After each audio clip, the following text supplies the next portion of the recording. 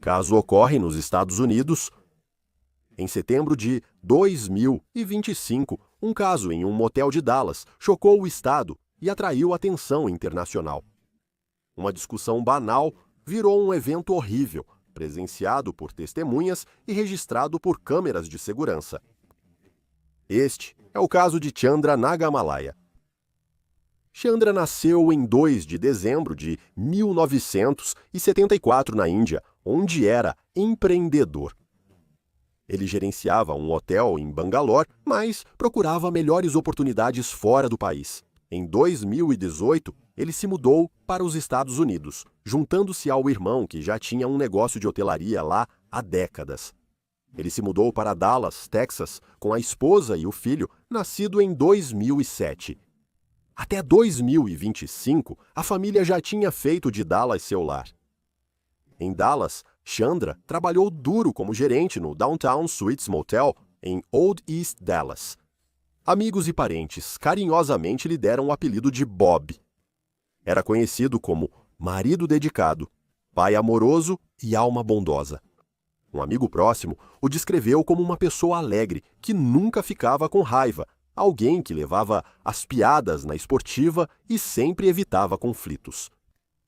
No motel, Chandra era conhecido por ser trabalhador, amigável e ter um comportamento gentil. Ele vivia no motel com a esposa e o filho de 18 anos, Gaurav. A quarta-feira, 10 de setembro de 2025, começou como qualquer outro dia no motel. Era manhã e os funcionários seguiam suas rotinas. Após as 8 da manhã, Chandra trabalhava com 2 funcionários. Uma delas era uma camareira e o outro era Jordanes Cobos Martinez. Jordanes limpava o quarto 108 no térreo do motel. A esposa de Chandra estava na recepção e seu filho, de 18 anos, nas proximidades. O que aconteceu nos próximos 20 a 30 minutos transformaria essa manhã comum em uma cena de puro horror. Dentro do quarto 108, uma discussão começou por causa de uma máquina de lavar quebrada. Chandra orientou Jordanes a não usar a máquina de lavar no motel, mas havia uma barreira de idioma. Chandra não sabia espanhol e Jordanes não sabia inglês. Chandra pediu a outro funcionário que traduzisse suas instruções para Jordanes, o que o ofendeu. Jordanes ficou irritado porque Chandra falou com o outro funcionário em vez de falar diretamente com ele. Ele se sentiu desrespeitado por precisar de tradutor. Esse colega depois disse à polícia que o problema de tradução o irritou. Jordanes ficou chateado e trocou palavras ásperas com Chandra enquanto os ânimos se exaltavam. Mas então, Jordanes saiu da sala furioso. No entanto, essa não foi o fim da discussão acalorada. Na verdade, ela só começava.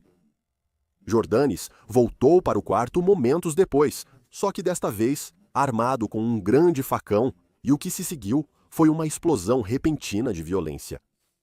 De acordo com os investigadores, Jordanes começou a atacar Chandra com um facão sem aviso prévio. Ele balançou a lâmina e golpeou Chandra várias vezes. Chandra foi esfaqueado e cortado. Ele sofreu ferimentos terríveis, mas ainda estava vivo. Após ser cortado, Chandra fugiu gritando por socorro para salvar a própria vida. Ele saiu correndo do quarto 108 e atravessou o estacionamento até a recepção do motel onde estava sua família. Uma câmera de segurança registrou seus gritos e fuga, com Jordanes logo atrás, perseguindo-o com um facão. Chandra só queria alcançar sua esposa e filho para avisá-los e buscar refúgio. Alguém que estava hospedado no motel assistiu horrorizado. Disseram que ele o perseguiu desde o 108 até o escritório. Chandra estava tentando chegar ao escritório para avisar sua família para fugir. Chandra foi o mais longe possível, mas o agressor era determinado. Em questão de segundos, Jordan o alcança bem na frente do escritório principal. Ao ouvir a confusão, a esposa e o filho de Chandra saíram do escritório apenas para se deparar com um verdadeiro pesadelo. Eles viram Jordanos atacar Chandra com a lâmina de novo. Tanto a esposa quanto o filho tentaram intervir, tentando desesperadamente afastá-lo, mas não havia nada que pudessem fazer. A esposa de Chandra gritou e seu filho lutou com Jordanos, mas ele estava em um estado de fúria e simplesmente os empurrou com força para o lado, continuando a golpear Chandra. Um espectador presenciou o ocorrido. Ele se aproximou da esposa e do filho de Chandra e pediu que se afastassem. Jordanos não demonstrou nenhuma misericórdia. Ele atacou Chandra violentamente com um facão várias vezes, mesmo quando ele já estava inconsciente no estacionamento. Durante o ataque, Jordanos chegou a vasculhar os bolsos de Chandra. Ele tirou o celular dele e o cordão com os cartões de acesso aos quartos do motel. Essa breve pausa, no entanto, foi seguida por uma brutalidade ainda maior. Jordanos então voltou a golpear Chandra com a lâmina, mas depois agarrou sua cabeça e começou a cortar seu pescoço. Ele fez isso até a cabeça de Chandra ser removida do corpo. Por volta das 8h30, Chandra já estava morto, seu corpo mutilado no chão, mas o agressor foi ainda mais cruel. Com o facão ensanguentado em uma mão e a cabeça de Chandra na outra, Jordanes parou por um instante. Ele então colocou a cabeça de Chandra no chão e chutou a cabeça decepada 2 vezes pelo estacionamento. Segundo uma testemunha, ele chutou a cabeça dele com uma bola de futebol. Mas nem terminou aí. Jordanes, calmamente, pegou a cabeça do chão e caminhou em direção a uma lixeira próxima na propriedade do motel. Em seguida, ele jogou a cabeça de Chandra no lixo. Tudo ocorreu em plena luz do dia, antes da chegada dos serviços de emergência. Todo o ataque aconteceu em apenas alguns minutos. Civis registraram muitos desses momentos em detalhes impressionantes. A esposa e o filho de Chandra ficaram horrorizados e profundamente traumatizados. Só podemos imaginar o horror e a adrenalina que percorriam os espectadores enquanto tentavam entender o que estava acontecendo. Enquanto tudo isso acontecia, muitas das testemunhas começaram a ligar para o 91 para relatar o que estava acontecendo. Às 8h31 da manhã, poucos minutos após a decapitação, os primeiros socorristas chegaram. Uma ambulância chegou ao motel após relatos de esfaqueamento em andamento. Paramédicos não são treinados para atuar em cenas de perigo ativo. Eles pararam a uma distância segura ao ver a situação. Jordanes ainda estava no local, coberto de sangue, empunhando o facão e se afastando da cena horrível. Os paramédicos o seguiram discretamente à distância, em seu veículo. As viaturas da polícia de Dallas cercaram a área em poucos minutos.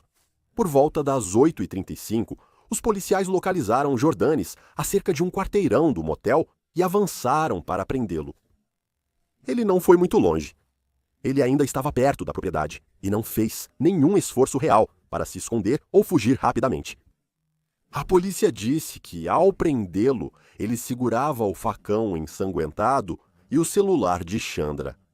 Seu corpo, encharcado de sangue, era a prova clara de sua ligação ao crime. Os policiais o levaram sob custódia sem mais incidentes. Não houve relato de resistência durante sua prisão.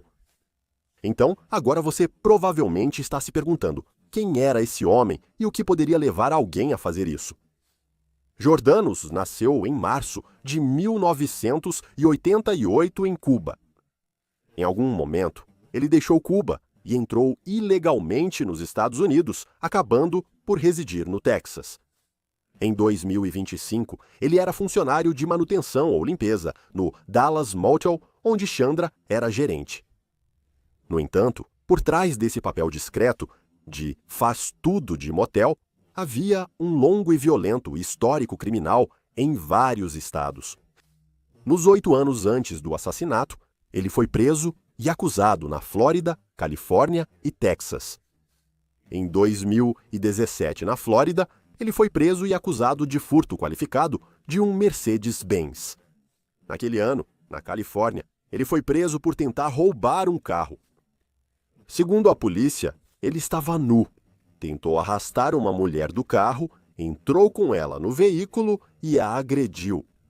Em 2018, no Texas, ele foi preso e acusado de indecência com uma criança e, enquanto aguardava o julgamento, deu um soco no maxilar de um carcereiro. Em 2023, na Califórnia, ele foi preso por roubo de carro e cárcere privado de 2017.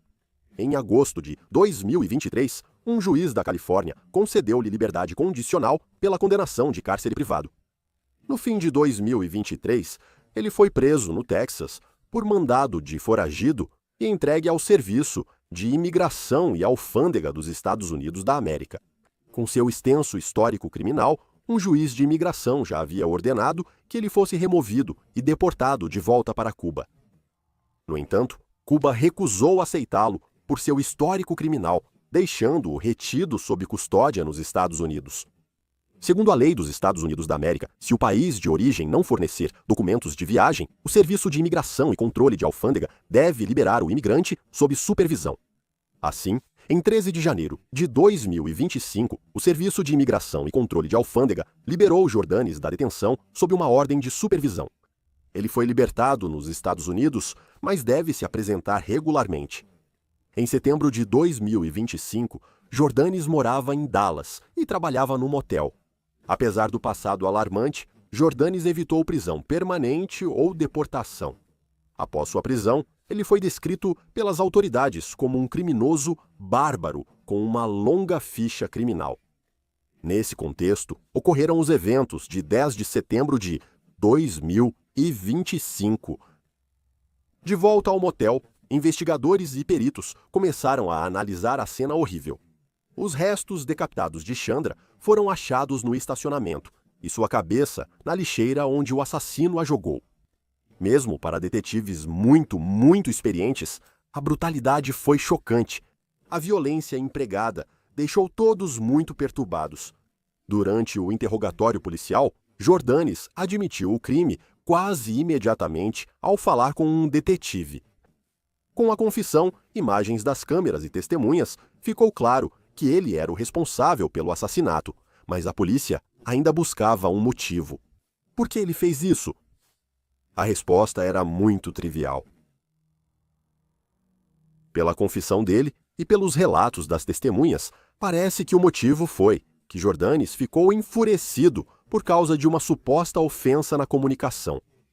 Por não ter sido abordado diretamente, e sim através de um tradutor, e por causa disso, ele explodiu em uma violência incontrolável. Não há indicação de premeditação ou de uma vingança pessoal, além daquela discussão ocorrida naquela manhã. Em vez disso, parece ser um caso de fúria repentina e incontrolável que se tornou incrivelmente letal. Ao fim da manhã de 10 de setembro, a polícia de Dallas acusou Jordanes de homicídio qualificado pelo assassinato de Chandra. No Texas, homicídio qualificado é aplicado aos assassinatos mais graves, permitindo que promotores busquem pena de morte ou prisão perpétua sem liberdade condicional se o réu for condenado. Ele foi registrado rapidamente na cadeia do condado de Dallas, e os registros mostram que, além da acusação de homicídio qualificado, o Serviço de Imigração e Controle de Alfândega colocou um detentor de imigração sobre ele. Isso significava que, mesmo que ele conseguisse pagar fiança ou fosse liberado, seria transferido para a custódia federal. Como era de se esperar, nenhuma fiança foi concedida após o ocorrido. A investigação policial passou a coletar evidências físicas. Eles coletaram sangue, digitais e imagens das câmeras de segurança, e o que viram foi horrível. Agora, é claro, para o YouTube, eu não posso mostrar as imagens reais, e nem tenho certeza se todas elas foram divulgadas ao público. Mas isso revelou tudo. Mostra todo o crime acontecendo. Mas o mais perturbador é que as câmeras registraram Jordanes golpeando Chandra repetidamente até ele ser decapitado, e até capturaram ele chutando a cabeça decepada no estacionamento. Essas imagens estão em algum lugar. A polícia tinha todas as provas necessárias. Raramente um assassinato assim é filmado por uma câmera. Afirmar que o caso é infalível seria insuficiente. Em um dia, a decapitação em Dallas virou manchete mundial. No entanto, ela acabou sendo um pouco ofuscada pelo assassinato de Charlie Kirk naquele dia. Nesse dia, 2 dos casos mais chocantes da história recente foram registrados por câmeras. A primeira audiência de Jordanes no tribunal ocorreu nos dias seguintes à prisão e a acusação de homicídio qualificado foi formalmente apresentada. Diante dos fatos, especialistas observaram que o caso poderia se enquadrar nos critérios para a pena de morte, especialmente porque envolveu um assassinato cometido durante outro crime, um roubo. Isso porque ele pegou o telefone de Chandra enquanto o matava e, além disso, o assassinato foi categorizado como extremamente cruel. Um defensor foi designado para representá-lo. Avaliações de saúde mental ou outras estratégias de defesa não foram divulgadas, mas dado a violência extrema, é possível que seus advogados considerem defesas de competência ou insanidade no futuro. Até meados de dezembro de 2025, nenhuma dessas alegações foi relatada, pois o caso ainda está no início. 3 dias após o assassinato, a família de Chandra realizou o funeral no Texas. A comunidade lamentou a perda de um marido e pai querido. As autoridades mostraram determinação em buscar justiça publicamente. Trump disse pessoalmente que esse criminoso será processado com todo o rigor da lei. Com as evidências diretas, como vídeo, testemunhas e confissão, o julgamento pode focar mais na punição do que em provar a culpa.